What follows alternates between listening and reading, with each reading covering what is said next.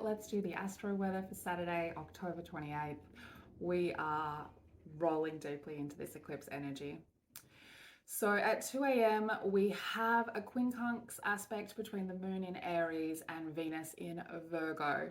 So the moon in Aries bringing us that fiery emotion, and Venus in Virgo bringing that sort of critical and overly discerning energy in relationships. So this could mean, 2 a.m. we are kind of in dream space in Australia here.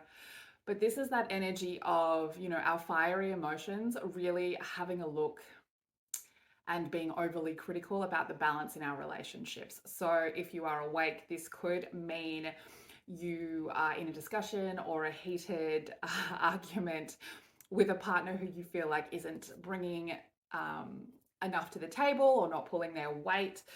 This could also be you being called out for not pulling your weight in the relationship. At 2:13 a.m., we have an aspect between that moon in Aries and Lilith in Virgo. So this might really cause us to get into like an underlying conflict with ourselves, to be honest.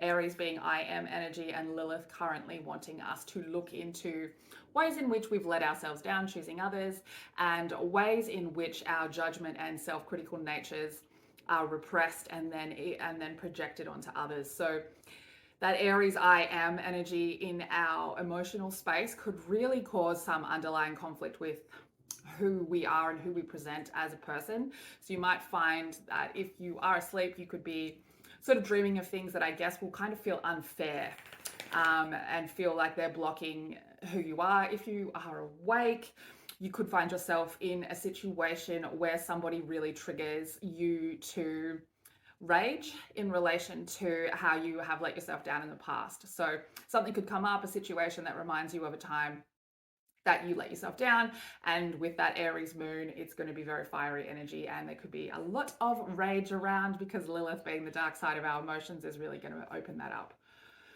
At 8:57 a.m., we see a semi-sextile between the moon and Uranus. So this is actually a positive aspect. So all of this work that we have done in our sleep in the more negative, we'll find that this Uranus is going to help us with some positive change, with some new revolutionary thinking. And with that Aries moon, we'll want to get started on it straight away. So if you have any ideas come up in your dreams, or you wake up with a brilliant idea, remembering that Uranus energy does bring revolutionary ideas. So write them down, because often we find, particularly with this Aries moon being around, the idea will come in fast and it will leave us fast. So writing it down, we should already be writing everything down during this eclipse window anyway. Okay, so 12:44 p.m., we see a biquintal aspect between the moon and Neptune in Pisces. So this is going to be looking at our emotions, like the emotions that came up in our dream state, or feeling again those emotions that came up in our dream state, but in a more passive way, in a less fiery way, because Neptune in Pisces does sometimes bring a little bit of a fog. And with it being in Pisces, Pisces sometimes wants us to disconnect from the emotional side, Neptune being the dreamland though. So it's going to, I think it will take a little bit of the aggression off any feelings that we may have woken up with. And we might be able to see things a little bit clearer, just with that fire of the moon. Just be careful that you aren't having the negative impact of this aspect, which is your rage, making it impossible to see what the deeper level of understanding needs to be, okay? If you find yourself in that space, just maybe go for a walk.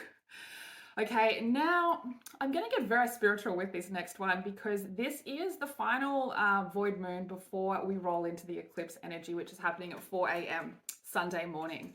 So in Australia, in Melbourne time, the moon is going void at 7:19 p.m. So that is 1919, and it is coming out of its void status at 10:44, which is 22:44 in 24-hour time. So those numbers in the spiritual world are quite important. 1919, the meaning behind that is that it's time to put your faith in the divine realm, and that it is reminding you and giving you a message of getting ready for something new and innovative to come in and shake up your life, which is very relevant to this next moon cycle as we come out of that void moon, because we will be in a Taurus moon, and the eclipse that's happening is a Taurus eclipse, which is closing down cycles started in November 2021. and also a 9-year cycle. So also 1919 being 9 plus 1, 10, 10, 10, 10, 10 is the ending of a cycle as well. So another message, 2244, so 1044 when the void moon ends, 2244 is a message about being on the right path and that good things are coming and to embrace peace and pursue your passions. So very interesting messages coming up on this void moon time. So yes, moon going void, it is going void with a square to Pluto. So this is going to be a bit of a fiery void moon. So I think that's why those messages about being reminded that good things are coming are going to be quite helpful, because this is the moon in Aries going void with a square to Pluto in Capricorn. Pluto in Capricorn really forcing change here, as I've been saying for a while now. We are on the last degrees of Pluto in Capricorn as we start rolling into it, moving into Aquarius in January. So the change that Pluto is forcing here is very extreme, particularly with this eclipse energy around. So this is like the energy of the I am versus the responsibility, okay?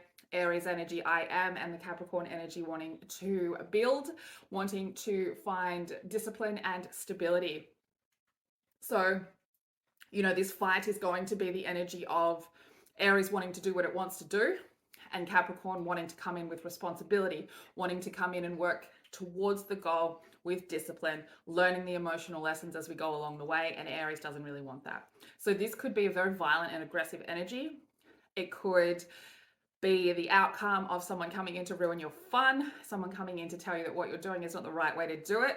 This is like coming up against authority figures. So be careful if you are out, if you are at work, if you are with your family, be very careful. Anyone in your life who feels like an authority is very likely to feel like an enemy under this void moon energy.